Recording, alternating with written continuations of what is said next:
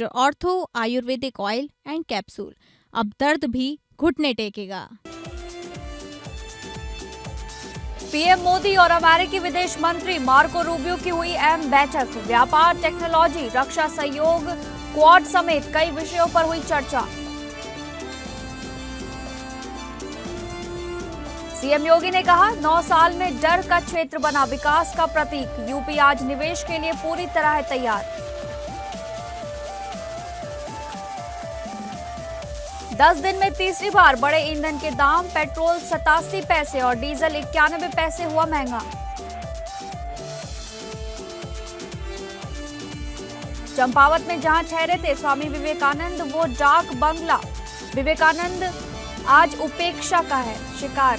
जर्जर दीवारें, फीका पड़ा स्मृति पट, संरक्षण की उठी जोरदार मांग।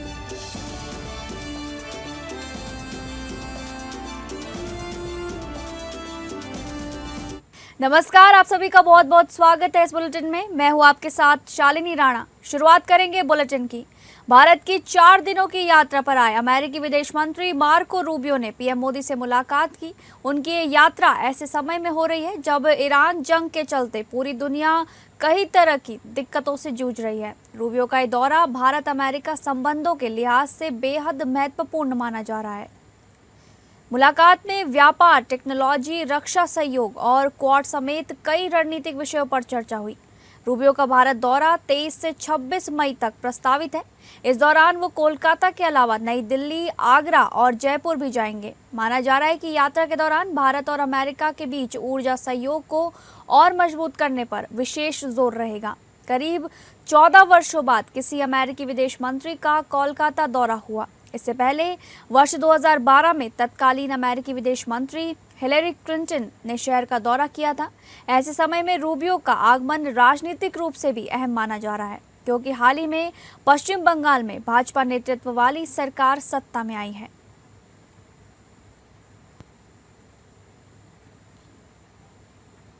इससे पहले अमेरिकी विदेश मंत्री मार्को रूबियो 14 साल बाद कोलकाता पहुंचे। 4 दिवसीय भारत दौरे के दौरान वो ऊर्जा, व्यापार, तकनीक और रक्षा सहयोग पर चर्चा करेंगे। दौरे में कोलकाता, आगरा, जयपुर और नई दिल्ली शामिल है। कोलकाता में अमेरिकी विदेश मंत्री मार्को रूबियो और उनकी पत्नी जेनेट डी रूबियो निर्मला शिशु भवन मिशनरीज ऑफ चैरिटीज से रवाना हुए। रूबियो के दौरे को लेकर इलाके में सुरक्षा के कड़े इंतजाम देखने को मिले। अमेरिकी विदेश मंत्री रूबियो कोलकाता स्थित mother Teresa house of the missionaries of charity का दौरा किया।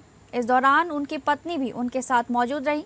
दौरे के बाद दोनों मिशनरीज ऑफ चैरिटी परिसर से रवाना हुए। इस मौके पर भारत में अमेरिकी राजदूत सर्जियो गोर भी उनके साथ मौजूद रहे। अमेरिकी विदेश मंत्री रूबियो के कोलकाता पहुंचने के बाद missionaries of charity mother house और मदर टेरेसा चिल्ड्रंस हाउस के बाहर कड़ी सुरक्षा व्यवस्था देखने को मिली। इलाके में भारी पुलिस बल तैनात किया गया, जबकि सुरक्षा एजेंसियों ने सख्त जांच अभियान में चलाया। भारत में अमेरिकी राजदूत सर्जियो गोर ने अमेरिकी विदेश मंत्री मार्को रूबियो के भारत दौरे का स्वागत किया। उन्होंने सोशल मीडिया प्लेटफॉर्म एक्स पर पोस्ट करते हुए कहा कि भारत और अमेरिका के बीच साझेदारी को और मजबूत बनाने के लिए कई अहम मुद्दों पर चर्चा की जाएगी।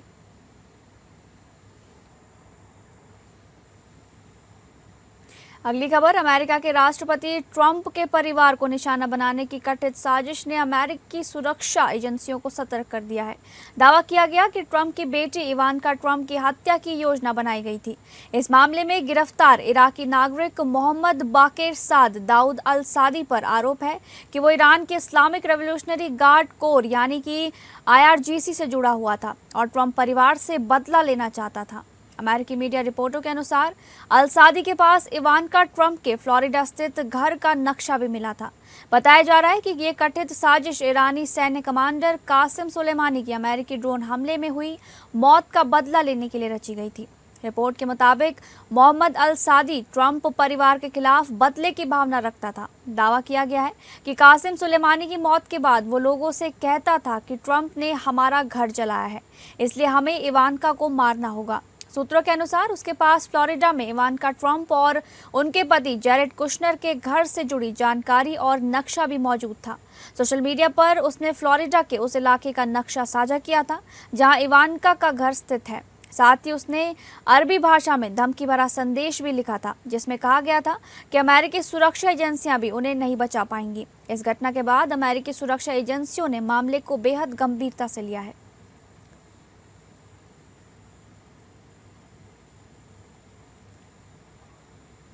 अगली खबर का रुख करेंगे। देश में पेट्रोल और डीजल की कीमतों में एक बार फिर बढ़ोतरी कर दी गई है। शनिवार को पेट्रोल 87 पैसे प्रति लीटर और डीजल 91 पैसे प्रति लीटर महंगा हो गया है। पिछले 10 दिनों में यह तीसरी बार है जब ईंधन की कीमतों में इजाफा किया गया है।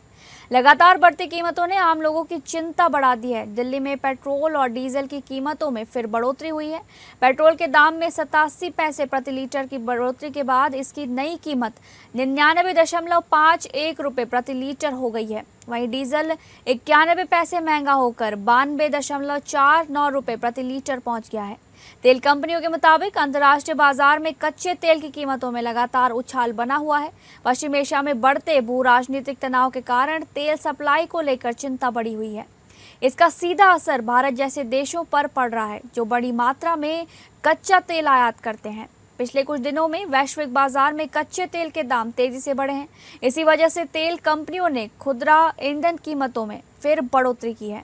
लगातार तीसरी बार कीमतें बढ़ने से परिवहन खर्च और जरूरी सामानों की कीमतों पर भी असर पड़ने की आशंका बढ़ गई है। पेट्रोल और डीजल महंगे होने का सबसे बड़ा असर आम लोगों की जेब पर पड़ता है। निजी वाहन चलाने वालों का खर्च बढ़ेगा। वहीं डीजल महंगा होने से ट्रक, बस और माल ढुलाई का खर्च भी बढ़ सकता है। इसका असर सब्जियों, फल, दूध और रोजमर्रा के सामानों की कीमतों पर भी दिखाई दे सकता है। माना जा रहा है कि अगर आने वाले दिनों में भी कच्चे तेल की कीमतें ऊंची बनी रही तो महंगाई और बढ़ सकती है। लगातार बढ़ती ईंधन कीमतों ने मध्यम वर्ग और व्यापारियों की चिंता बढ़ा दी है।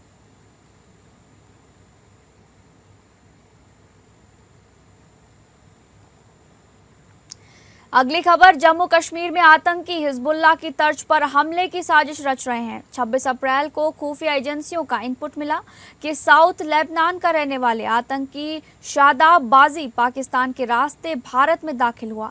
उसके साथ 3 पाकिस्तानी आतंकियों ने भी घुसपैठ की है। लेबनानी आतंकी हिजबुल्लाह ड्रोन हमलों में माहिर होते हैं। खुफिया एजेंसी को शक है कि संदिग्ध आतंकी कश्मीर में ड्रोन हमलों की तैयारी कर रहे हैं। आतंकियों की उम्र 23 से 25 साल के बीच आंकी गई है।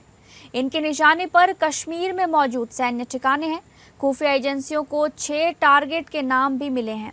पाकिस्तान में गैंगस्टर से आतंकी बना ISI समर्थित शहजाद भट्टी भी जम्मू कश्मीर के युवाओं के संपर्क में है। वो दुबई में रहकर युवाओं का ब्रेन वॉश कर रहा है और उन्हें ग्रेनेड हमले की ट्रेनिंग दिला रहा है। पुंछ के गगरिया और कुंडे नाला इलाके से आतंकियों के घुसपैठ की आशंका है। ये इलाका LOC से 0 पॉइंट पर है। यहाँ पाकिस्तान और भारत के बीच नियंत्रण रेखा पहाड़ों और जंगल के बीच से गुजरती है। ये घुसपैठ का सबसे सेफ रास्ता माना जाता है। पीर पंजाल रेंज के काजीगुंड देवसर इलाके में संदिग्ध आतंकियों की एक्टिविटी देखी गई है। जम्मू कश्मीर में घुसपैठ करने से लेकर आगे जाने तक 2 लोकल गाइड ने इनकी मदद की। दोनों जम्मू के रिहायशी के रहने वाले हैं। ये आतंकियों को घने जंगल वाले इलाकों में आने जाने और रास्ता दिखाने में मदद कर रहे हैं। लॉजिस्टिक मदद भी पहुंचा रहे हैं।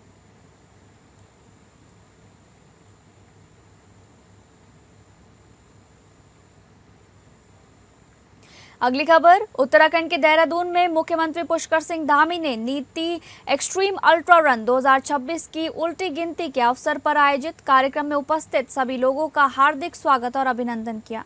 उन्होंने कहा, आज सुबह आप सभी बड़े उत्साह, जोश और ऊर्जा के साथ यहाँ एकत्रित हुए हैं। ये देखकर अत्यंत प्रसन्नता हो रही है। ये एकमात्र खेल आयोजन नहीं है, बल्कि ये आत्मविश्वास को जगाने, ऊर्जा का संचार करने, युवाओं के लिए नए अवसर पैदा करने और सामूहिक विश्वास को मजबूत करने का एक अभियान है। मुख्यमंत्री ने आगे कहा कि इस तरह के आयोजन देवभूमि उत्तराखंड को साहसिक खेलों और फिटनेस के वैश्विक मानचित्र पर स्थापित करने में महत्वपूर्ण भूमिका निभाएंगे।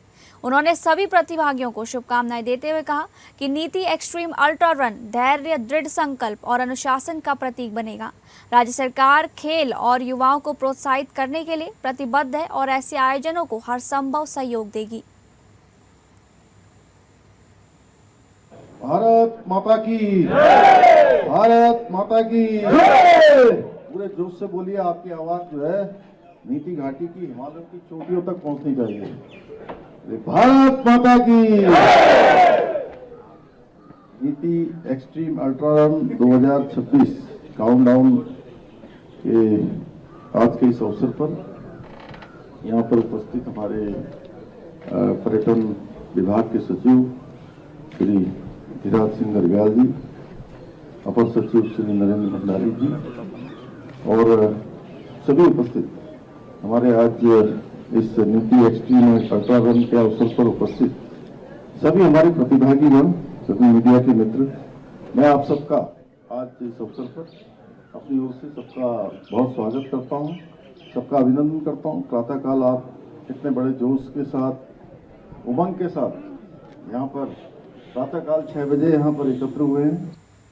अगली खबर, छत्तीसगढ़ के मुख्यमंत्री विष्णुदेव साय ने कचना रेलवे ओवरब्रिज का लोकार्पण किया। करीब 48 करोड़ रुपए की लागत से बना ये ओवरब्रिज मुख्यमंत्री विष्णुदेव साय ने शुक्रवार को राजधानी रायपुर में 48 करोड़ 78 लाख रुपए की लागत से बने कचना रेलवे ओवरब्रिज और शंकर नगर खमराडी कचना मार्ग चौड़ीकरण कार्य का लोकार्पण किया। इस मौके पर उप मुख्यमंत्री एवं लोक निर्माण मंत्री अरुण साव समेत कई जनप्रतिनिधि और वरिष्ठ अधिकारी मौजूद रहे। लोकार्पण के बाद मुख्यमंत्री साय ने कहा कि कचना रेलवे फाटक पर लंबे समय से लगने वाले जाम से लोगों को भारी परेशानी का सामना करना पड़ता था। स्कूली बच्चों, एम्बुलेंस और दैनिक यात्रियों को घंटों इंतजार करना पड़ता था, लेकिन अब 787 मीटर लंबे इस ओवरब्रिज के शुरू होने से क्षेत्रवासियों को बड़ी राहत मिलेगी। इससे न केवल समय की बचत होगी बल्कि यातायात भी सुगम और सुरक्षित होगा। मुख्यमंत्री ने कहा कि शंकर नगर खमराडी कचना मार्ग के चौड़ीकरण से भी इस पूरे क्षेत्र की कनेक्टिविटी बेहतर होगी। रायपुर के तेजी से विकसित हो रहे इस हिस्से में आवागमन आसान होने से व्यापारिक गतिविधियों को भी बढ़ावा मिलेगा। उन्होंने कहा कि प्रदेश सरकार अधोसंरचना विकास को प्राथमिकता दे रही है ताकि अंतिम व्यक्ति तक विकास का लाभ पहुंचे। उप मुख्यमंत्री अरुण साव ने बताया कि लोक निर्माण विभाग द्वारा इस ओवरब्रिज को तय समय में गुणवत्तापूर्ण तरीके से पूरा किया गया है। भविष्य में भी राजधानी समेत पूरे प्रदेश में सड़क, पुल और ओवरब्रिज निर्माण के कार्यों में तेजी लाई जाएगी। स्थानीय नागरिकों ने वर्षों पुरानी जाम की समस्या से निजात मिलने पर खुशी जताई और मुख्यमंत्री का आभार व्यक्त किया।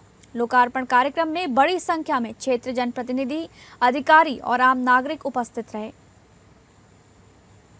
सीएम योगी ने याइदा कार्यक्रम में संबोधन के दौरान कहा कि 9 साल पहले जेवर यमुना एक्सप्रेसवे क्षेत्र अपराध और डर का प्रतीक था। शाम 5 बजे बाद आवाजाही बंद थी, बुनियादी ढांचा शून्य था। आज यहां भारत का सबसे बड़ा नोएडा इंटरनेशनल एयरपोर्ट बन रहा है। 2017 से पहले 1 डिस्ट्रिक्ट 1 माफिया का राज था। बेटियां स्कूल नहीं जा पाती थी, व्यापारी 6 बजे दुकान बंद करते थे, सड़कें खराब, बिजली 4-5 घंटे रहती थी, हर जिले में दहशत थी। लेकिन आज यूपी माफिया, गुंडा और दंगा मुक्त है। हर निवेशक का स्वागत है। हम निवेशक को विकास का पार्टनर मानते हैं। 9 साल पहले गोरखपुर में निवेश से इनकार होता था, लेकिन अब 5 साल में 50,000 युवाओं को रोजगार मिला है। उद्यमियों से आग्रह है कि अल्टीमेट अलॉटमेंट के बाद तेजी से निवेश करें। एनसीआर से बाहर बलिया, कुशीनगर, सोनभद्र, चित्रकूट जैसे जिलों में भी जाकर देखें, वहीं विकास का अनुभव मिलेगा। यूपी आज निवेश के लिए पूरी तरह तैयार है। मेरे लिए यह अवसर इसलिए भी महत्वपूर्ण है कि जिस क्षेत्र में हम लोगों ने भारत का सबसे बड़ा एयरपोर्ट नोएडा इंटरनेशनल एयरपोर्ट जेवर बनाया है और जिस क्षेत्र में आज आपको ये अलॉटमेंट लेटर वितरित किए गए हैं, आज से 9 वर्ष पहले यह क्षेत्र भारत का सबसे डरावना क्षेत्र हुआ करता था। हर प्रकार के जो हीनियस क्राइम कह सकते हैं वे यहां घटित होते थे।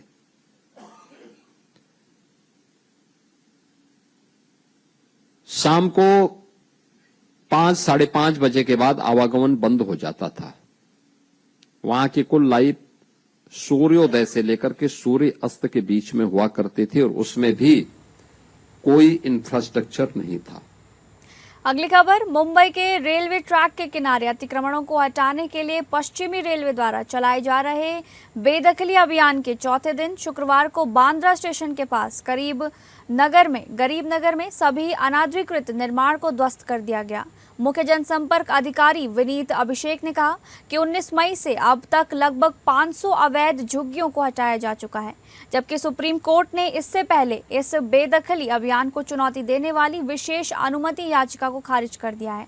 उन्होंने बताया कि बॉम्बे हाईकोर्ट ने अधिकारियों को 100 ढांचों को पूरी तरह से न गिराने का निर्देश दिया था, इसलिए इन झुग्गियों के भूतल को बरकरार रखा गया है, जबकि ऊपरी मंजिलों को गिराया जा रहा है। अधिकारी ने बताया कि लगभग 50% काम पूरा हो चुका है और ऊपरी मंजिलों को गिराने का शेष काम शनिवार दोपहर तक पूरा होने की उम्मीद है। पश्चिमी रेलवे के अनुसार ध्वस्त इमारतों का मलबा साथ साथ हटाया जा रहा है और निर्धारित निपटान स्थलों पर ले जाया जा रहा है। अभिषेक ने बताया कि स्थल पर बाड़ लगाने और बैरिकेडिंग का काम भी शुरू हो गया है।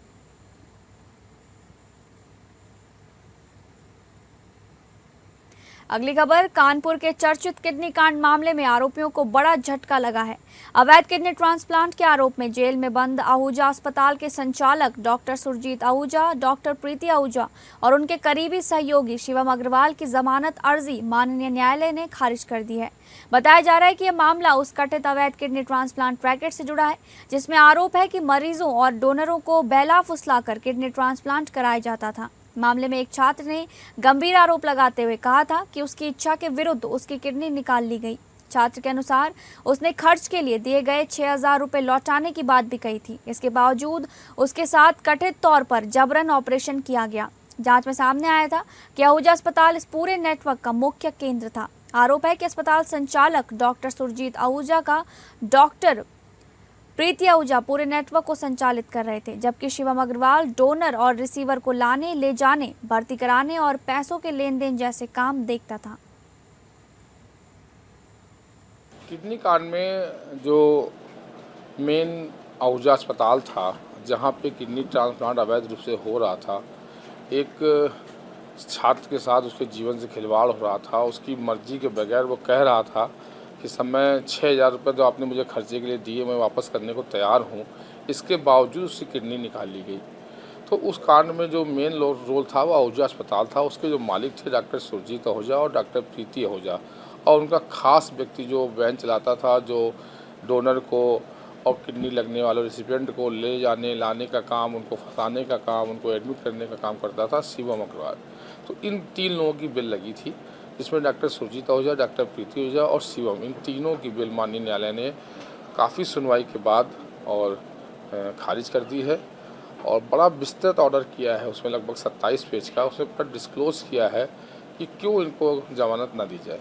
अगली खबर, नमित मल्होत्रा के 4,000 करोड़ की रामायणम जहां एक तरफ अपनी मोटी OTT डील के कारण सुर्खियों में है, वहीं दूसरी ओर अब इसे दिवाली से पहले रिलीज किए जाने की खबरें आ रही हैं।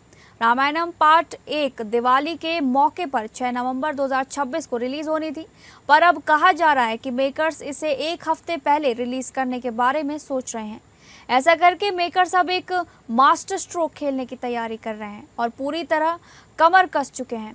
उधर रामायणम को अब तक की सबसे तगड़ी OTT डील मिली है। फिल्म में लंकापति रावण का किरदार निभाने वाले यश ने भी हिंट दिया था कि फिल्म अक्टूबर के आखिर में रिलीज हो सकती है और अब इसकी नई रिलीज डेट भी सामने आई है। रामायणम को नमित मल्होत्रा और यश प्रोड्यूस कर रहे हैं, जबकि नितेश तिवारी डायरेक्टर हैं। फिल्म की कास्ट काफ़ी तगड़ी है और मेकर्स रामायणम को ग्लोबल लेवल पर ब्लॉकबस्टर बनाने में कोई कसर बाकी नहीं छोड़ना चाहते। इसकी शुरुआत फिल्म की 1 हफ्ते एडवांस रिलीज डेट और OTT डील से हो चुकी है। रामायणम पार्ट 1 की नई रिलीज डेट का ऐलान एक बार फिल्म की डिस्ट्रीब्यूशनल डील लॉक होने पर किया जाएगा। फिलहाल मेकर्स टॉप डिस्ट्रीब्यूटर्स ने फिल्म के लिए 450 करोड़ रुपए की डील पर बात कर रहे हैं।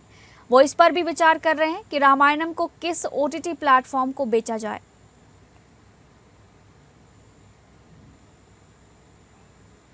अगली खबर, विश्वविख्यात संत एवं युवा प्रेरणा स्रोत स्वामी विवेकानंद की ऐतिहासिक स्मृतियों से जुड़ा चंपावत डाक बंगला आज बदहाली और उपेक्षा का शिकार होता नजर आ रहा है।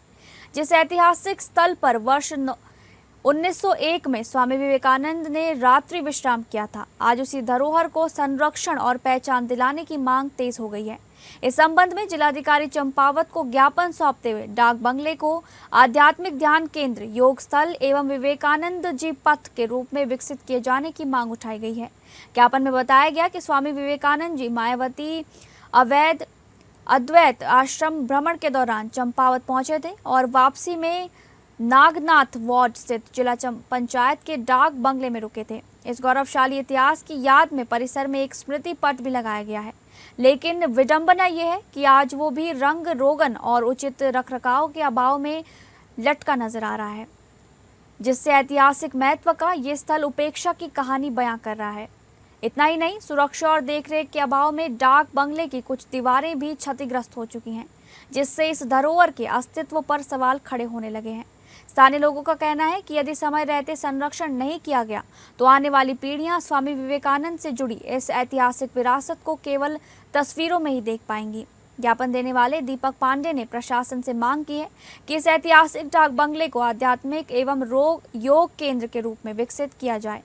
यदि इस ऐतिहासिक स्थल का सौंदर्यीकरण, सुरक्षा व्यवस्था और संरक्षण कार्य समय रहते शुरू किया जाता है तो चंपावत को आध्यात्मिक पर्यटन के राष्ट्रीय मानचित्र पर नई पहचान मिल सकती है।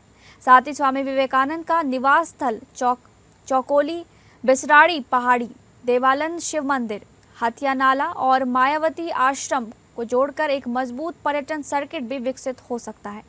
अब बड़ा सवाल यह है कि क्या प्रशासन स्वामी विवेकानंद की ऐतिहासिक धरोहर को बचाने के लिए ठोस कदम उठाएगा या फिर ये विरासत यूं ही बदहाली की भेंट चढ़ती रहेगी। आप लोगों को आज एक चंपावत जिले के ऐतिहासिक धरोहर के पास लेके आया हुआ हूं। आप लोगों को दिखाना चाहूँगा, ये चंपावत जिले का एक बहुत ही पुराना और ज़्यादा पुराना भी नहीं है, 1901 का ही इसको कह सकते हैं हम।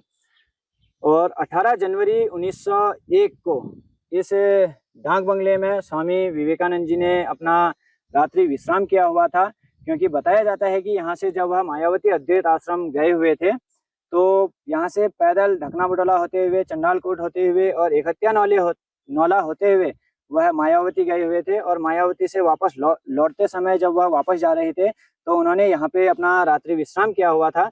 और यहाँ से चंपावत जिले का बहुत ही भव्य और सुरम्य जगह भी यहाँ से दिखती है। और आप लोगों को बताना चाहूँगा कि यह योग और आस्था का बहुत बड़ा केंद्र बन सकता है। यह जिला पंचायत का आपको कह सकते हैं कि यह जिला पंचायत का डाक बंगला है। और यहाँ पे अभी न पट लगे हुए हैं, न कहीं पे लिखाई की गई है। एक पट मैंने देखा था वहाँ लास्ट में कहीं लगा हुआ है और स्वामी विवेकानंद जी ने इसमें निवास किया हुआ था। और थोड़ा जानकारी के अभाव में भी और थोड़ा सूचना के अभाव में इसको रखा गया है। और थोड़ा जिला प्रशासन से लोगों का कहना भी है कि इसको पर्यटन की दृष्टि से और रोजगार की दृष्टि से देखते हुए इस पे कार्रवाई करने की कृपा करें। और ज़्यादा न कहते हुए कैमरामैन के साथ APN न्यूज कमल भंडारी, चंपावत। फिलहाल इस बुलेटिन में बस इतना ही। नमस्कार।